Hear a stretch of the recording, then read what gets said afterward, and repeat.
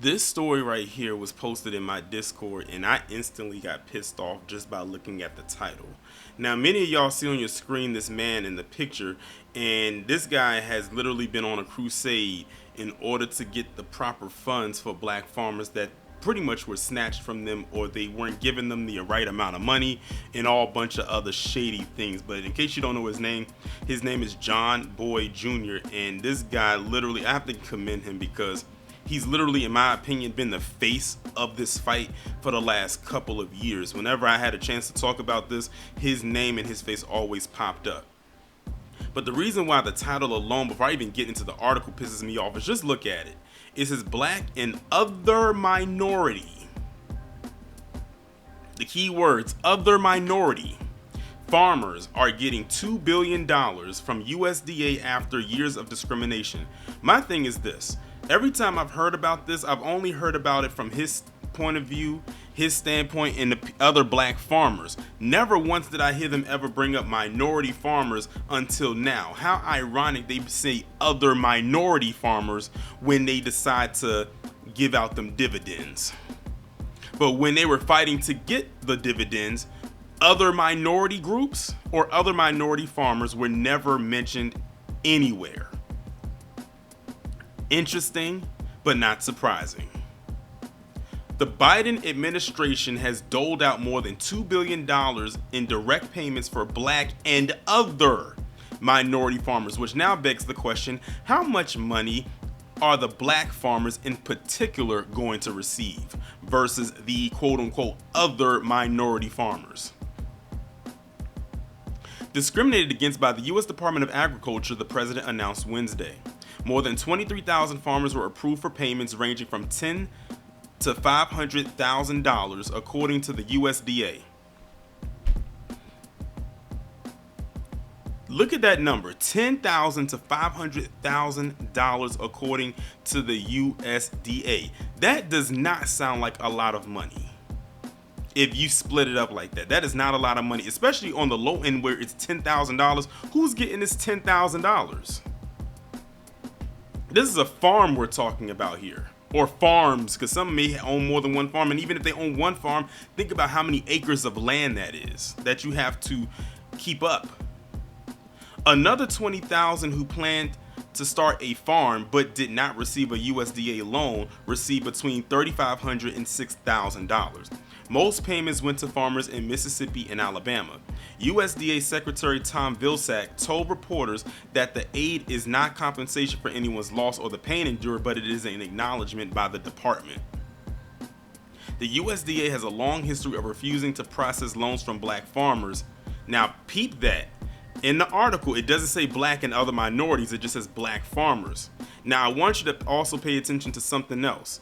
Black and minority farmers are mentioned in the title and when they're giving out the money, but then as it goes on, because I skimmed through the article, they're only going to mention black only as far as who was in this fight. But they're the ones who has to share the money. Again, not surprised. But let me read that part again. The USDA has a long history of refusing to process loans from black farmers, approving smaller loans compared to white farmers, and in some cases foreclosing quicker than usual when black farmers who obtained loans ran into problems. National Black Farmers Association founder and president John Boyd Jr. said the aid is helpful, but he said it's not enough. I agree, and I'll go on further and say it's not nearly enough. When he says there's some help there, it might get them by for a little bit, but it's not going to be something that's going to contribute in the long run. This is more short term, which means something tells me they'll be going back to them again. It's like putting a bandage on somebody that needs open heart surgery, Boyd said.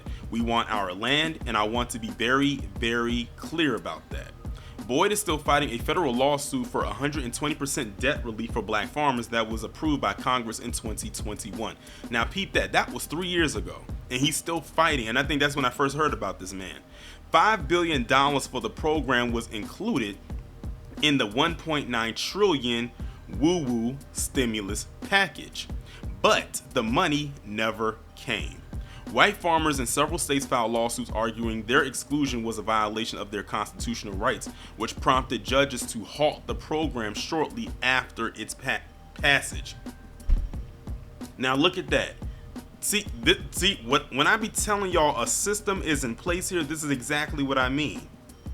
So you had the Black Farmers Association argue that they weren't receiving the funds, and they weren't and haven't been receiving the funds, have been fighting this since 2021, maybe even longer, haven't received anything. And when they were about to receive, here comes Lily White saying, oh, this is discrimination because we're not included. And then now they make a move, but they make a move and halt with progress that the black farmers were supposed to be getting. This reminds me of, if y'all remember, I believe it was in the state of Washington, it was some black small businesses that were supposed to be getting some relief from the pandemic, from loss of business because they couldn't open up and, do their thing. And you had the so-called, ironically, minority groups, and it was probably some PC ones up in there too, arguing that it was discriminatory to only give to them. And then when it all was said and done, they ended up splitting down, well, probably not even down the middle, but they ended up splitting the funds. So the black businesses didn't even get the bulk of the money that they were supposed to receive. They had to share it with other ones because then they wanted to throw in, oh, we're being discriminated against. I find it very interesting how they tell others not to bring up race and all that in the third, but when black people in particular are about to receive something more on a monetary side, and a lot of it, here they come bringing up race and how it's being discriminatory. Every single time. Faced with the likelihood of a lengthy court battle that would delay payments to farmers, Congress amended the law and offered financial help to a broader group of farmers. A new law allocated $3.1 billion to help farmers struggling with USDA-backed loans and $2.2 billion to pay farmers who the agency discriminated against. Wardell Carter, who was black, said no one in his farming family got so much as access to a loan application since Carter's father bought 85 acres of Mississippi land in 1939. He said USDA loan officers would slam the door in his face if black farmers persisted. Carter said officers would have police come to their homes. Without a loan, Carter's family could not afford a tractor and instead used a horse and mule for years. And without proper equipment, the family could farm at most 40 acres of their property, cutting profits. Now, mind you, they said they had 85 acres and they could only do 40, which means they were down 45. They were down 45 acres that they could not take care of. When they finally received a bank loan to buy a tractor, Carter said the interest rate was 100%. Boyd said he watched as his loan applications were torn up and thrown in the trash, being called racial epithets, and was told to leave in the middle of a loan meeting so the officer could speak to white farmers. We face blatant, in your face, real discrimination, and I did personally. The county person who was making farm loans spat tobacco juice on me during a loan. Listen, he would have had to catch these hands. He would have probably ended up under the tractor after doing that. I'm just saying. At age 65, Carter said he's too old to farm his land, but he said if he receives money through the USDA program, he will use it to get his property in shape so his nephew can begin farming on it again. Carter said he and his family want to pitch in to buy his nephew a tractor too. And ladies and gentlemen, when we say there is a system at work, I know I said it earlier, I'm going to say it again. When we say there is a system at work here, this is what we are talking about. All they want to do is farm and tend to their land so they can pass down wealth as well. But you got PC, the usual suspects, has to shoehorn their little way in, as well as shoehorn other groups in order to undercut and usurp what these black farmers are doing. And they have been doing this, and you saw, since 1939. That's as far back as it went as with that story, but it probably goes back further than that. 1939. You're talking over 80 years ago. And it's still going on today, but they try to tell us white supremacy isn't a thing. Oh, stop talking about race. stop bringing it up. It's like I said, it's amazing they want us to stop talking about it, but when they find a way to try to weasel their way into the discussion, they'll find a way and say, oh, you can't give them all the stuff and not give us anything. That's exactly why they don't want Foundation of Black Americans right now to have tangibles or reparations, because they can't find a way to loophole their way in or worm their way into getting something out of it. If they could, they would be all for it. That is why I said, be wary when they do finally decide to cut the check, because on the back end, they're receiving something. On the back end, they're receiving something. And be wary of the day that the people that said they weren't for it, specifically the usual suspects, that says they're all for it now. When it goes from more yay versus nay, because that means they done found a way to get something out of the deal, and something that will pay them handsomely going forward and probably knock us back. Why do you think whenever we bring up these other groups have received something, they always act standoffish? It's because they've gotten something on the back end out of the deal. When it comes to us, they haven't figured out how they're going to get something, which is why they don't want us to have it. Don't let them put that Jedi mind trick on you of, why we shouldn't have to pay for it because we weren't slave owners and you weren't slaves. And we know that. Your ancestors were. A lot of these banks that built their way up, their wealth, a lot of them got them through slavery. We know this. It's coming from the government. You're not the government. But really pay attention the day they agree to it. I'm just saying, I've been saying this for quite some time, and you could put a pin in that one. But wait, there's more.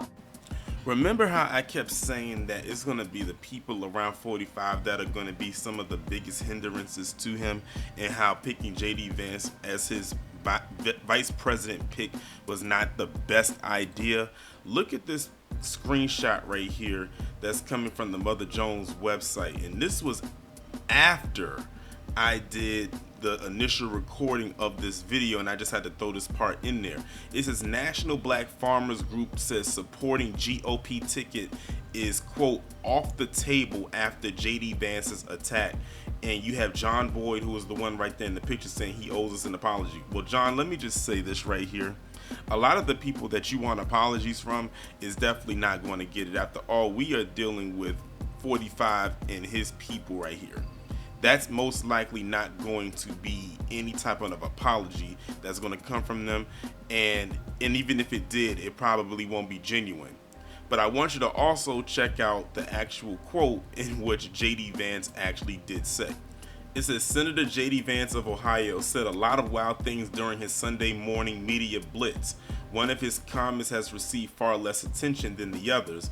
Vance described a federal program that has distributed nearly $2 billion to mostly black farmers who experience discrimination as, quote, disgraceful, suggesting that it is racist against white people.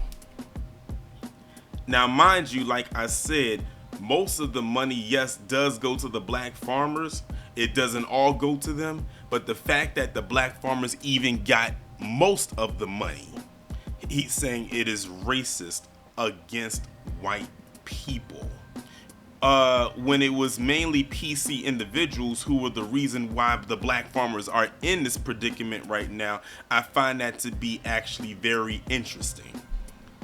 This is exactly what I'm talking about. And because of those comments, going back to the first screenshot, the newer one that y'all just saw, you just lost a new base. That's why I keep telling people right here, I say y'all really gotta read between the lines, and why I keep saying why both parties really aren't that beneficial to black people. One is pandering like crazy while not doing anything, and the other one's being outright blatant with that they don't like us at all. So it's like, really, you're limited with your eyes. Like, you at this point, you just gotta go with whoever you feel like you gotta go with. Do you know what this group right here, these black farmers, probably could have done for the GOP or the Trump campaign as a whole? But because of how JD Vance is, they said, we're not going to support them. So you just lost out on, I don't know how many votes you could have gotten just off the strength alone. They were prepared to go and support you, but because of JD Vance and this comment he made, they was like, okay, fine, well, we don't support you anymore. So it is what it is. And I keep telling people, Trump's base is what's going to ruin him. And that's what I was trying to get people to understand when I was posting certain things on X. But unfortunately, there are some people that still don't quite get it.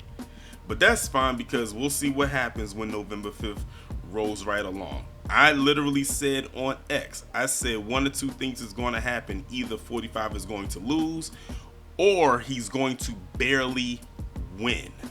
And for some odd reason, people did not catch when I was talking about when I said he would barely win. I had people on there saying, oh, well, of course, there's only going to be one or two options. He's going to win or lose. What are you going to talk about? I said that's not the point. It's the fact of, if he barely wins, that means he, exactly what it says, he barely won. It's not going to be the landslide many people think that it's going to be. Read between the lines. I also find it very interesting that, again, going back to something I've always said, whenever there is something out there for black people to benefit from, here you have envious, jealous PC to come out of their mouth and say how it's discriminatory or it's racist against them. That is always the case. Whenever we get something, or whenever we are about to benefit the most out of something, here they come saying how it's discriminatory against them. But these are the same people that say don't talk about race, or race isn't this, white supremacy isn't that, and all types of stuff like that. They do it every single time. That's why I don't fall for their bullshit, and neither should you.